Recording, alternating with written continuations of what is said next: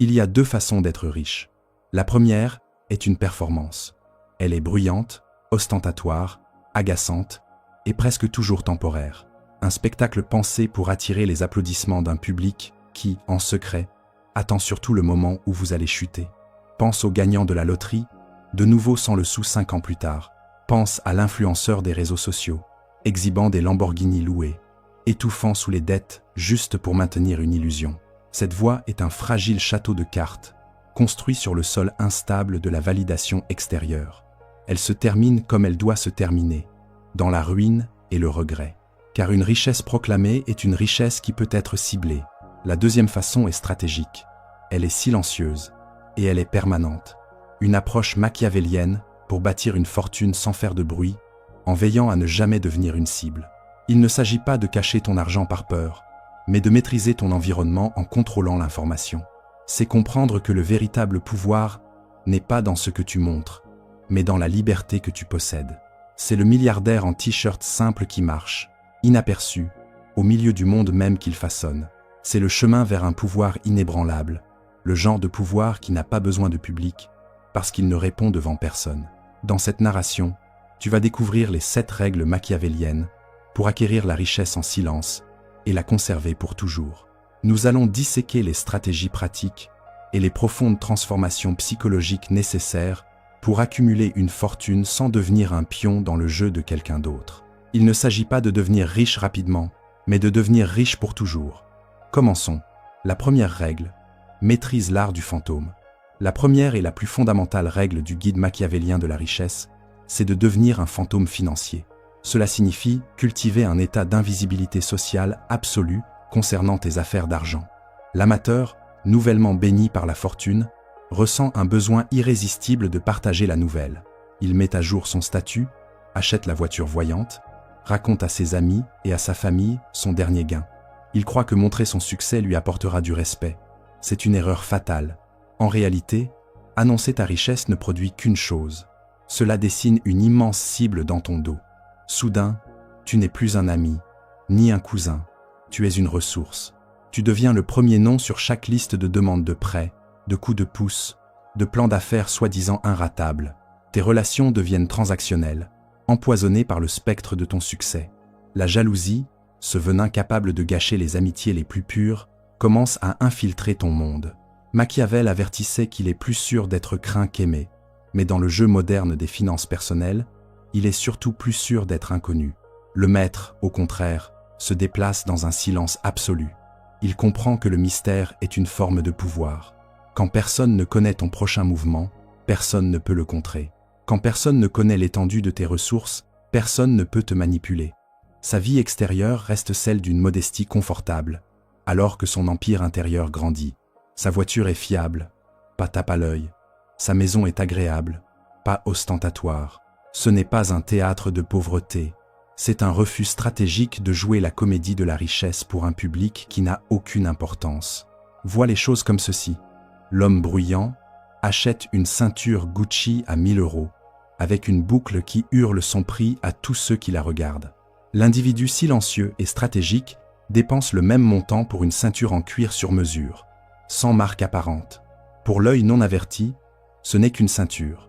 Mais pour ceux qui comprennent, la qualité du travail révèle une forme de pouvoir plus profonde, plus sûre d'elle. C'est l'essence de la richesse furtive, une philosophie où la valeur se trouve dans la substance, pas dans les symboles. Ce n'est pas juste une esthétique, c'est une forteresse psychologique. Pour pratiquer cela, tu dois couper le lien entre ton ego et ton compte en banque. Ta valeur personnelle ne peut pas dépendre de ce que les autres pensent de ta situation financière.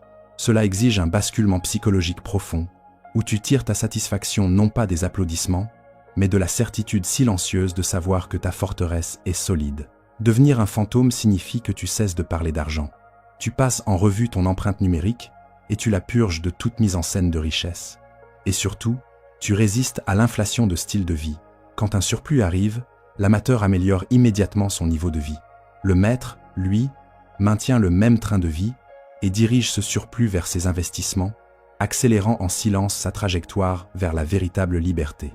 En maîtrisant l'art du fantôme, tu obtiens quelque chose de bien plus précieux que l'admiration. Tu obtiens la paix. Comme Machiavel pourrait le dire, le prince qu'on ne comprend jamais totalement est le prince qu'on ne peut jamais renverser. La deuxième règle, forge ta forteresse de flux financiers. L'amateur croit que la richesse provient d'un seul emploi très bien payé. Il grimpe l'échelle de l'entreprise, court après la prochaine promotion, reliant toute son identité financière à un seul employeur. C'est l'équivalent de construire un château sur un seul pilier. Ce pilier peut être solide, mais s'il se fissure, toute la structure s'effondre. Dans le monde machiavélien, la dépendance est la vulnérabilité suprême. Compter sur une seule source de revenus n'est pas une position de force. C'est une cage dorée. Tu loues ta richesse, tu ne la possèdes pas. Le maître, lui, comprend que la véritable souveraineté financière repose sur une base de multiples flux de revenus indépendants. Il ne se contente pas de bâtir un château, il bâtit une forteresse, avec des murs redondants, des douves et des tours de guet cachées. La perte d'un flux de revenus n'est plus une catastrophe, mais une simple gêne. Cette diversification des revenus est la pierre angulaire d'une richesse silencieuse et résiliente. Créer ces flux, ce n'est pas se jeter dans la hustle culture ou travailler jusqu'à l'épuisement. C'est l'acquisition stratégique d'actifs qui génèrent du revenu. Imagine cela comme un spectre allant de l'actif au passif. À une extrémité se trouve ta profession principale, ton moteur central de revenus. C'est ton coffre de guerre qui finance ton expansion vers d'autres territoires. Ensuite viennent les activités annexes, les petits business, le travail indépendant spécialisé. Ils ont un rôle crucial. Ce sont des sources de revenus que tu contrôles entièrement, non soumises aux caprices d'un supérieur. C'est ton premier goût de la véritable autonomie financière. Plus loin sur le spectre, on entre dans le domaine des investissements qui génèrent de l'argent pendant que tu dors. Il y a d'abord les actions à dividendes, la possession de parts d'entreprises rentables qui te paient pour les détenir. Chaque dividende est un petit renfort pour ta forteresse. Ensuite, l'immobilier, un bien locatif bien géré, est une petite entreprise qui te rémunère pour le simple fait de le posséder. Puis les obligations, des prêts que tu accordes à des États ou à des entreprises, t'offrant stabilité et revenus prévisibles, un mur défensif pour ta forteresse. Enfin, la propriété intellectuelle, un livre que tu as écrit, une formation que tu as créée, un brevet que tu as déposé. Ces actifs, une fois mis au monde, peuvent générer des revenus pendant des décennies. C'est l'équivalent digital d'un puits de pétrole personnel. Le but est d'utiliser le revenu de tes efforts actifs pour acquérir des actifs qui produisent un revenu passif jusqu'à ce que ce revenu passif couvre toutes tes dépenses de vie. C'est le point d'indépendance financière. C'est le moment où tu es vraiment libre. Le basculement psychologique est immense. Tu cesses de te voir comme un employé qui échange son temps contre de l'argent, et tu commences à te voir comme un capitaliste qui bâtit des systèmes qui génèrent de l'argent pour lui. Tu n'annonces pas ton activité secondaire. Tu ne te vantes pas de tes loyers. Chaque nouveau flux est un renfort secret de ton pouvoir, une tourelle cachée dans ta forteresse, visible uniquement par toi. Une forteresse avec des faiblesses visibles invite l'attaque. Une forteresse dont la véritable force est inconnue est intimidante et sécurisée. La troisième règle, laisse la patience devenir ton prédateur. Dans la jungle de la finance, il y a deux animaux. Le premier est le charognard, nerveux, bruyant, toujours en train de courir derrière les rumeurs et les tendances du moment. Il vit dans un état permanent d'anxiété, dominé par la peur de rater quelque chose. C'est le trader intraday, le spéculateur en crypto-monnaie, qui achète au plus haut dans la frénésie et vend au plus bas dans la panique. Son activité constante lui donne l'illusion du progrès, mais en réalité, il réduit peu à peu son capital en poussière. Le second animal est le prédateur suprême, un léopard perché dans un arbre, parfaitement immobile, totalement silencieux, d'une patience consommée. Il ne gaspille pas son énergie à poursuivre tout ce qui bouge. Il observe, il attend, et n'agit que lorsque les probabilités sont massivement en sa faveur. Voilà l'investisseur machiavélien. La troisième règle est donc simple et brutale. Laisse la patience devenir ton prédateur. La vraie richesse ne se construit pas dans l'agitation frénétique, mais dans l'inactivité stratégique. Le plus grand pouvoir qu'un investisseur puisse exercer, c'est le pouvoir de ne rien faire. L'amateur croit que plus d'action signifie plus de résultats. Il vérifie son portefeuille chaque heure, se laisse emporter par les gros titres sensationnalistes. Une chute du marché déclenche sa peur, une hausse déclenche sa cupidité. Il devient une marionnette, et les émotions du marché tiennent les fils. Le maître sait que le marché est un grand dépressif maniaque, et que ses humeurs de court terme ne sont que du bruit sans importance. Sa stratégie repose sur 2 piliers, le temps et la composition. Il investit dans des actifs de qualité, diversifiés, et il les conserve, conscient que le temps passé sur le marché est infiniment plus puissant que la tentative de le timer. Cette patience prédatrice s'applique à toutes les grandes décisions financières. Le charognard se précipite pour acheter une maison au maximum de sa capacité d'emprunt. Le prédateur attend, économise un apport plus important et achète lorsque les conditions sont favorables. Le charognard quitte son travail sur un coup de tête pour une idée à moitié mûrie. Le prédateur, lui, construit son activité en parallèle, teste patiemment le marché jusqu'à ce qu'elle puisse vraiment le soutenir. Pour cultiver cette patience, tu dois t'inoculer contre le bruit. Limite ton exposition aux médias financiers. Mets en place des investissements automatiques qui exécutent ton plan indépendamment de tes émotions de court terme. Le vrai changement psychologique, c'est de passer de la recherche de l'excitation à l'acceptation de l'ennui. Les investissements excitants sont rarement profitables. Les investissements réellement profitables sont presque toujours ennuyeux. Le charognard cherche le frisson de la chasse. Le prédateur cherche la certitude du repas. Laisse le monde s'agiter. Toi, tu attendras, tu observeras, et lorsque le moment sera venu, tu agiras avec une force décisive. C'est ainsi que l'on marche vers la victoire inévitable. Nous sommes maintenant au milieu du chemin. Si ces stratégies résonnent en toi, si l'idée de bâtir un pouvoir silencieux et inébranlable t'attire, alors tu commences déjà à adopter l'esprit machiavélien.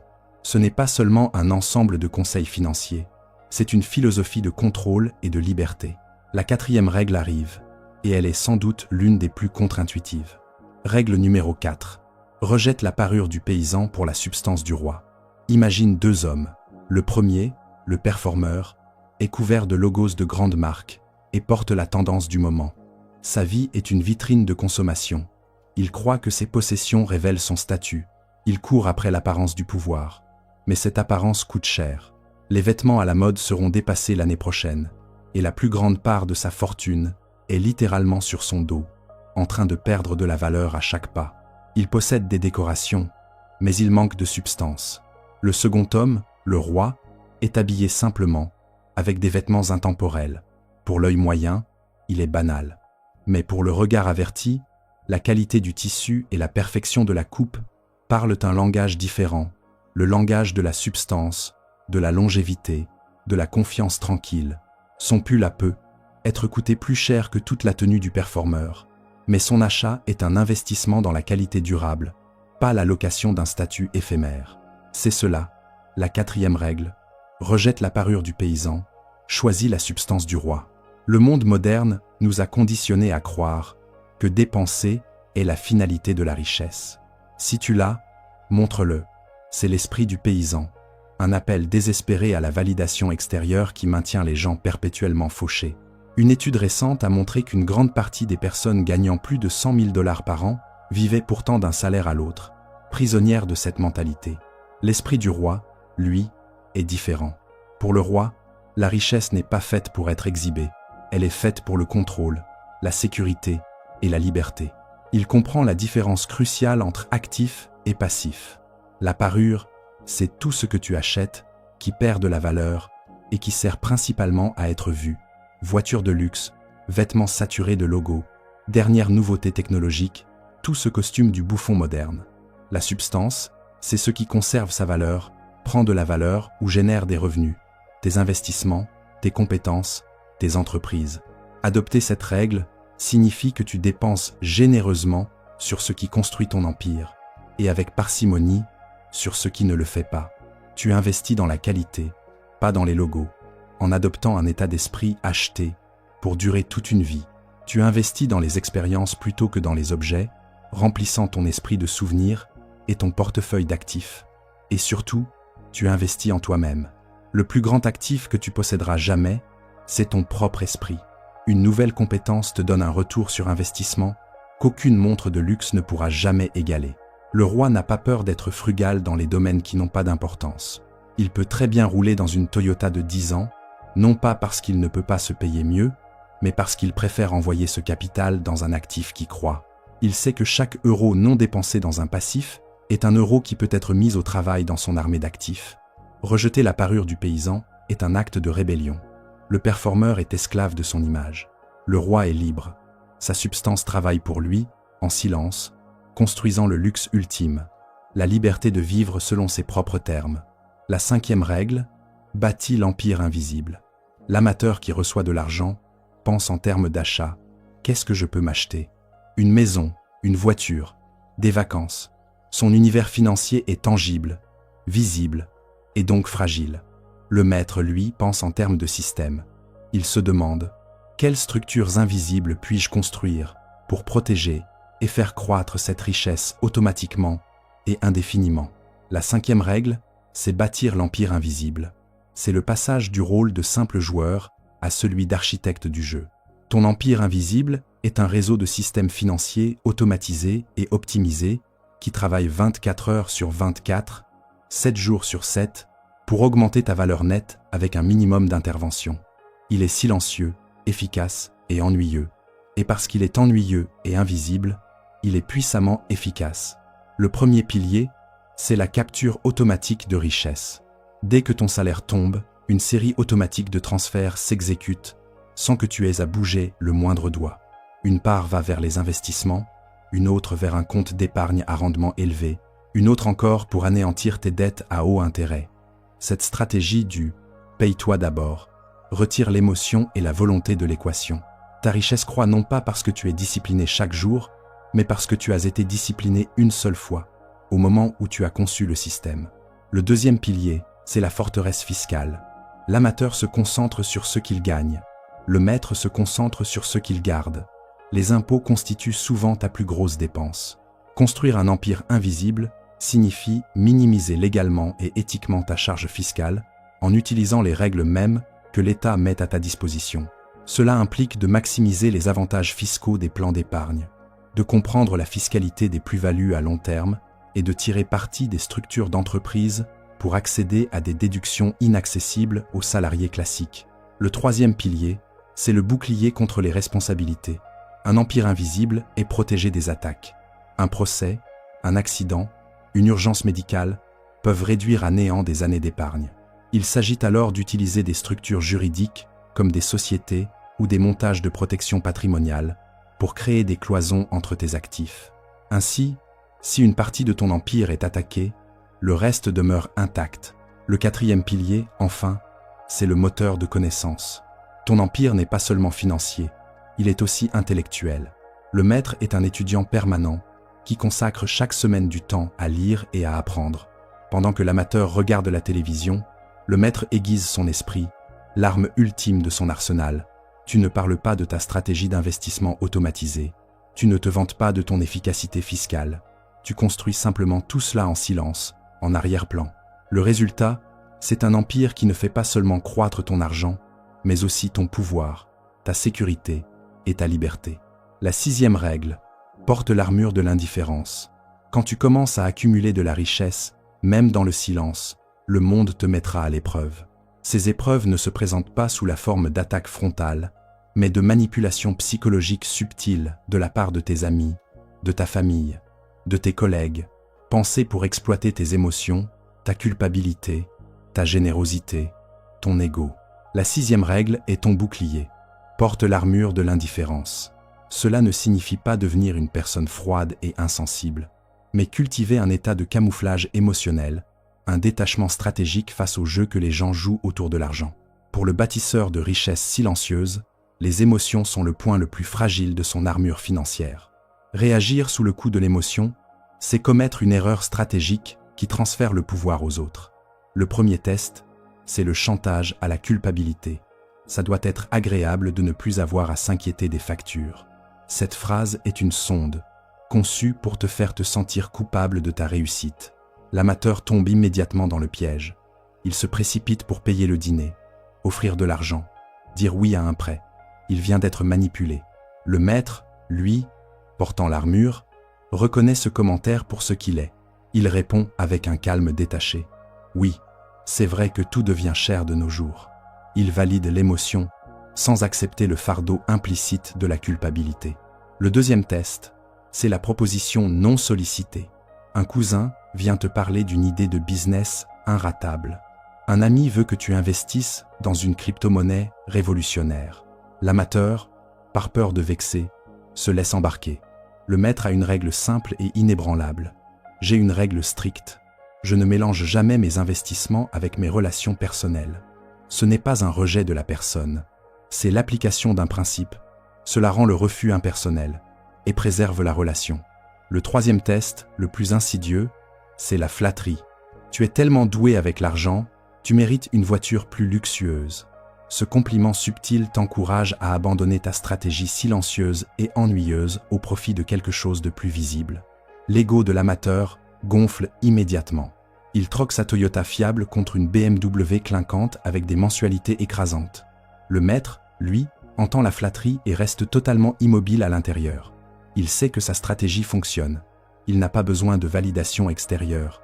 Il peut même répondre avec un sourire. « Oh, j'ai juste eu de la chance », ce qui renforce encore son camouflage.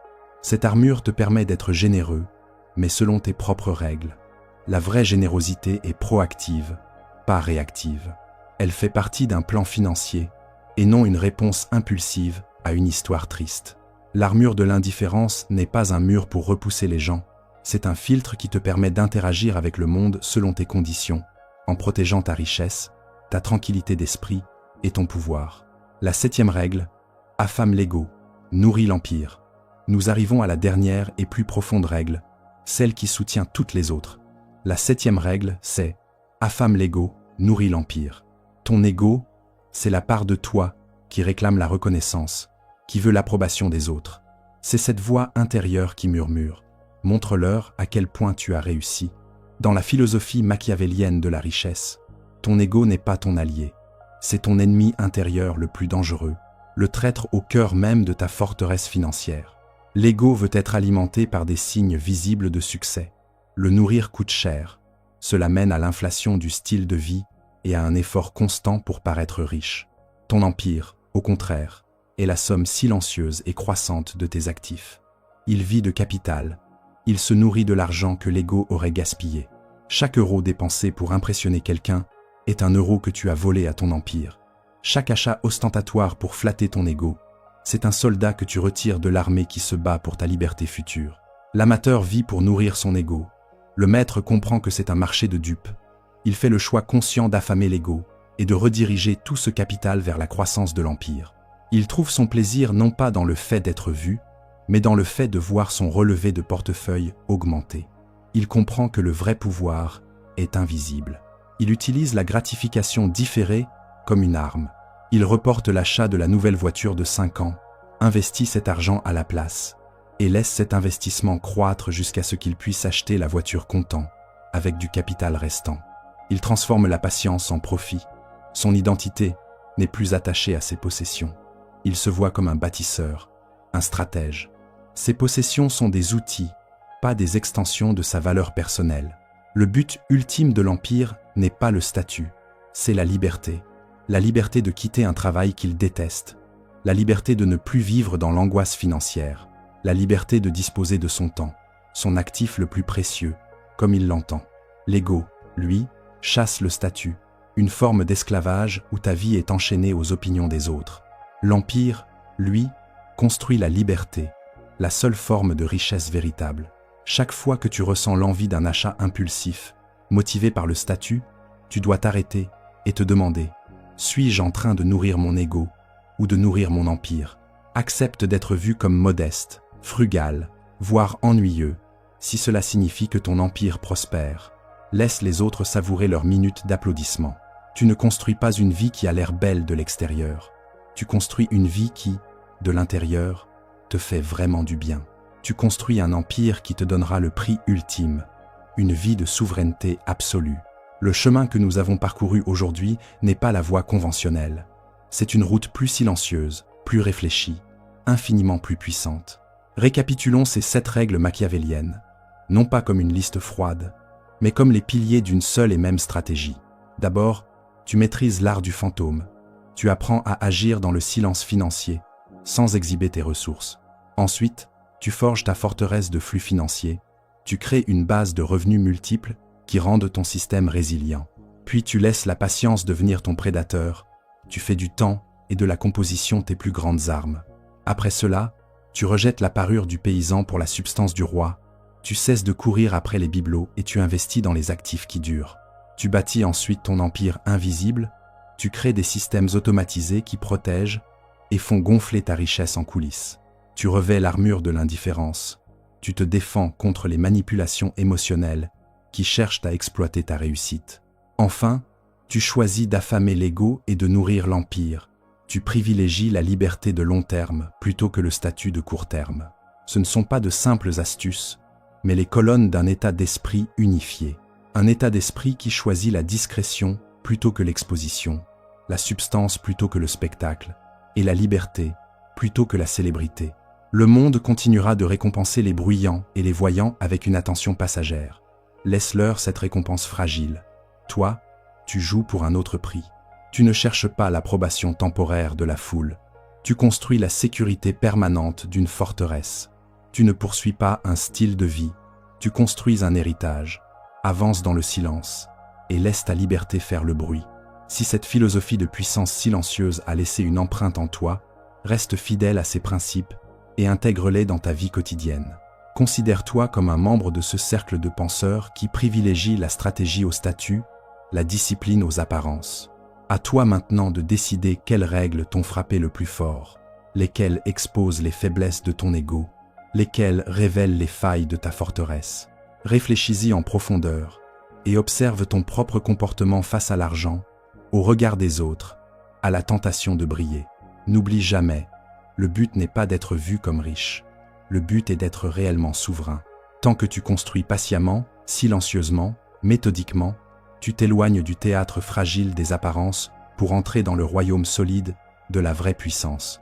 Le monde ne comprendra peu être jamais complètement ce que tu es en train de faire. Il verra une vie simple, parfois ennuyeuse.